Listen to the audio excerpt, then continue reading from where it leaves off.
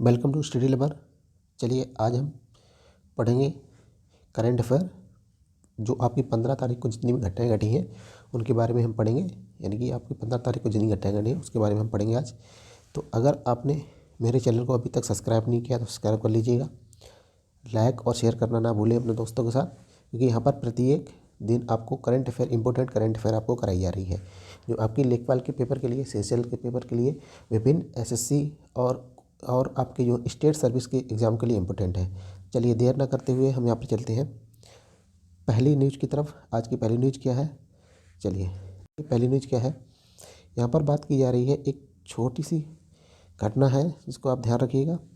ये क्या है आपकी, अभी जो है ना आरबीआई ने अनुमानित किया था ना रिटेल इन्फ्लेशन, ठीक है, यानी महंगाई की दर जो रिटेलर तरीके से इन्फ्लेशन जो उसने प्रेडिक्ट की थी वो थी 6%, ठीक है। लेकिन ये जनवरी 2022 में क्रॉस करके कितनी हो गई है? 6.1%, ठीक है। यानी कहीं ना कहीं जो आरबीआई ने यानी रिजर्व बैंक ऑफ इंडिया ने अनुमानित की थी ना, उससे ज़्यादा इस बार महंगाई रिटेल इन्फ्लेशन बढ़ गया है, यानी रिटेलर इन्फ्लेशन बढ़ गई है 6.1%। यानी तो कहीं ना कहीं महंगाई आपको देखने को मिलने वाली है थोड़ी बहुत, ठीक है। चलिए अगली क्वेश्चन की तरफ चलते हैं। अगली न्यूज़ क्या है? देखिए अगली न्यूज़ इंपॉर्टेंट है आपके लिए। देखिए ये इम्पोर्टेंट है आपके लिए। अब देखिए यहाँ पर क्या है, यहाँ पर ये है कि भारत ने अपना 2022 का पहला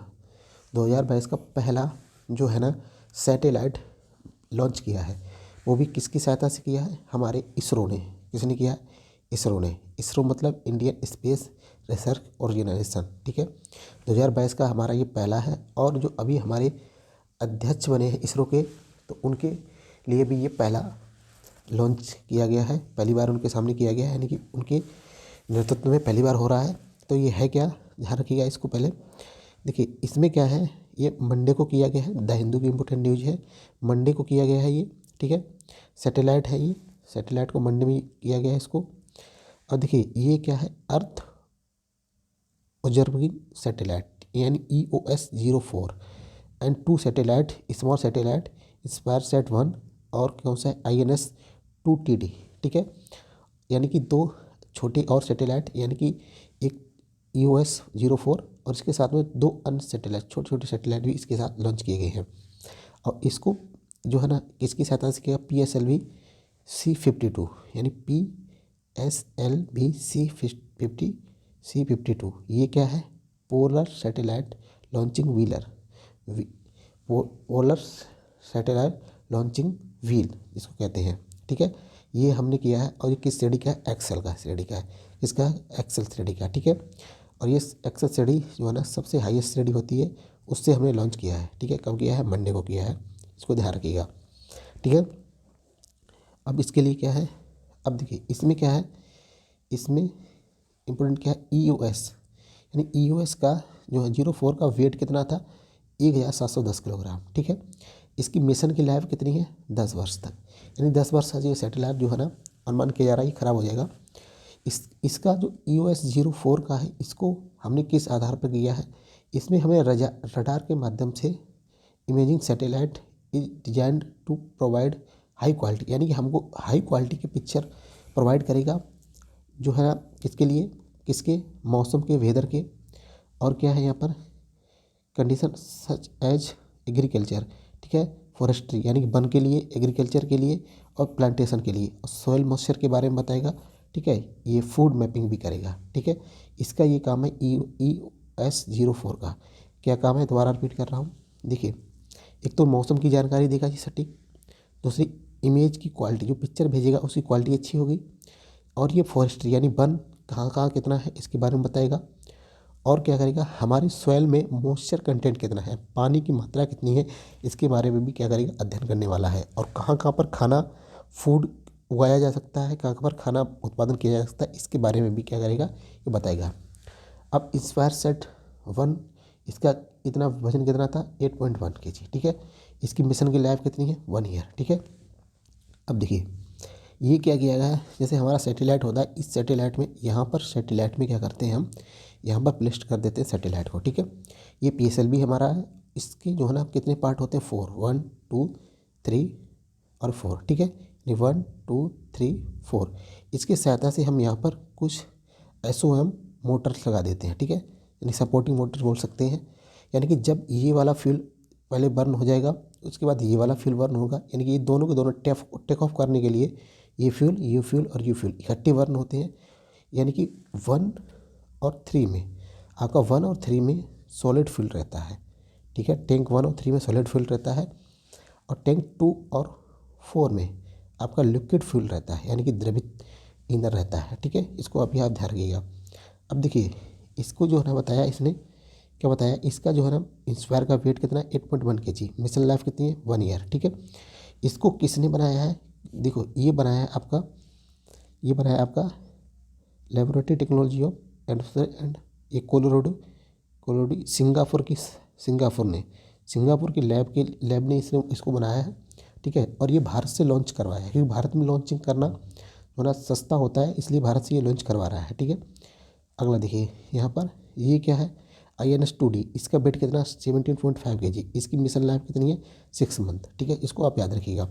यानी कि भारत ने अपना पहला इस वर्ष का पहला जो है ना स्पेस में पहला अभियान किया है, और उसको किया है EOS-04, इसको लॉन्च किया है कौन से वाहन से, PSLV C-52 से, ठीक है। इसको ध्यान रखिएगा। इसमें कौन कौन से देंगे, ES-04 और INSPIRE-SAT-1 और INS-2D, ठीक है। इसके वेट भी याद कर लीजिए 1710 EOS-04, और इसका कितना है 8, और इसका कितना 7.5 kg। चलिए अगली न्यूज़ की तरफ बढ़ते हैं। अगली न्यूज़ देखिएगा। अगली न्यूज़ है सौभाग्य योजना, ठीक है। सौभाग्य योजना किससे संबंधित है, ये सौर विद्युतीकरण से संबंधित है, ठीक है। किससे संबंधित है, सौर विद्युतीकरण से। इस योजना में राजस्थान नंबर 1 पे आया है, यानी कि आप कह सकते हैं, देखिए आप कह सकते हैं कि सौर पैनल की सहायता से बिजली उत्पादन करने के में जो ना आपका राजस्थान पहले नंबर पे आया है। यानी आप तो एक पढ़ते हैं रिन्यूएबल एनर्जी और एक पढ़ते हैं नॉन रिन्यूएबल एनर्जी। यानी रिन्यूएबल एनर्जी वो होती है जिसको नवीकरणीय ऊर्जा कहते हैं, जो एक बार बर्न हो जाती है उसको दोबारा हम प्राप्त कर लेते हैं। लेकिन नॉन रिन्यूएबल एनर्जी वो होती है जिसको हमने बर्न कर दिया तो वो हमको दोबारा प्राप्त नहीं होगी। रिन्यूएबल एनर्जी वो होती है जिसको हमने बर्न कर दिया तो दोबारा प्राप्त हो जाएगी। तो ये जो है ना इसी श्रेणी में आती है, रिन्यूएबल एनर्जी की श्रेणी में, ठीक है। तो इसमें पहला स्थान किसने प्राप्त किया इस बार, राजस्थान ने, ठीक है। चलिए अगली तरफ बढ़ते हैं। अगला देखिएगा, अगली खबर क्या है, देखिए गीता मित्तल को जो है ना ITT table tennis federation of India का जो है संचालन के लिए प्रशासकों की समिति का अध्यक्ष नियुक्त किया गया है। दोबारा सुनिए, गीता मित्तल जो है ना वो table tennis federation of India के संचालन करने के लिए प्रशासकों की समिति की अध्यक्ष के रूप में इनको नियुक्त किया गया। अब देखिए कौन है गीता मित्तल, देखिए ये रही आपकी गीता मित्तल, ठीक है। इनको देखिए ये गीता मित्तल है, इनको ही बनाया गया है इंडियन टेबल टेनिस फेडरेशन में जो जितने भी अधिकारी हैं उनके लिए प्रमुख बनाया गया है। चलिए अगला, चलिए यहाँ पर table tennis federation of India के अध्यक्ष कौन है, ये अध्यक्ष है दुष्यंत चौटाला जी, ठीक है। Table tennis federation of India का मुख्यालय कहाँ है, ये आपको मिलेगा नई दिल्ली में। Table tennis federation of India की स्थापना कब की गई थी, 1926 में। चलिए अगले क्वेश्चन पर बढ़ते हैं। अगला क्या है, देखिए पैसा बाजार और आपने एक बैंक सुनी होगी RBL बैंक, इन्होंने एक साझेदारी की है, और साझेदारी करने के बाद एक क्रेडिट कार्ड जो है ना लॉन्च किया है। ये क्रेडिट कार्ड क्या है, पैसा ऑन डिमांड, ये पैसा ऑन डिमांड इसका नाम रखा गया है। यानी कि पैसाबाजार.com और RBL बैंक ने दोनों की एक साझेदारी है, जिन्होंने एक क्रेडिट कार्ड लॉन्च किया है जो पैसा ऑन डिमांड नाम से आया है, ठीक है। इसको देखिए यहाँ पर, देखिए ये रहा आपका क्रेडिट कार्ड, ठीक है। यहाँ पर RBL बैंक है और यहाँ पर क्या पैसा ऑन डिमांड नाम से ये आया है, ठीक है। ये देखिए इसको ध्यान से, ठीक है। ये पैसा ऑन डिमांड नाम से, यानी RBL और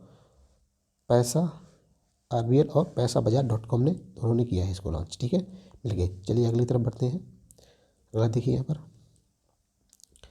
पैसाबाजार.com का मुख्यालय कहाँ आपको मिलेगा, ये गुरुग्राम हरियाणा में है, ठीक है। पैसाबाजार.com का मुख्यालय कहाँ मिलेगा, गुरुग्राम हरियाणा में। पैसाबाजार.com के CEO यानी चीफ एग्जीक्यूटिव ऑफिसर और सह संस्थापक, ठीक है, कौन है, नवीन कुकरेजा जी, ठीक है, इनको याद रखिएगा।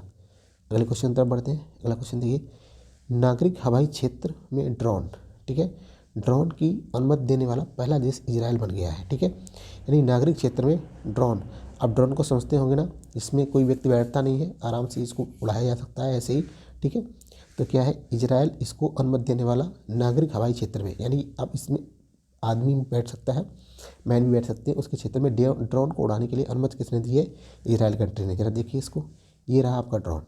ठीक है, ये रहा आपका ड्रोन। ठीक है, चलिए आगे बढ़ते हैं। अब देखिए, इजराइल की राजधानी कहाँ पे है, जेरूसलम पे। ध्यान रखिएगा, ये विवाद का केंद्र है, जेरूसलम इसकी राजधानी, यानी कि इजराइल का राजधानी कहाँ पर है, जेरूसलम। इजराइल की मुद्रा क्या है, इजरायली शेकेल। ठीक है, इजराइल के राष्ट्रपति कौन है, इसाक हरगोज। ठीक है, और इराक के प्रधानमंत्री क्या है, नेप्ताली बेनेट। ठीक है, इनको याद रखिएगा। अगले क्वेश्चन तरफ बढ़ते हैं। यह है, कनाडा के प्रधानमंत्री ने हाल ही में क्या किया है, पहली बार अपने यहाँ पर आपातकाल अधिनियम लागू किया है। कनाडा के प्रधानमंत्री कौन है, जस्टिन ट्रूडो। ठीक है, इन्होंने आपातकाल लगाया है।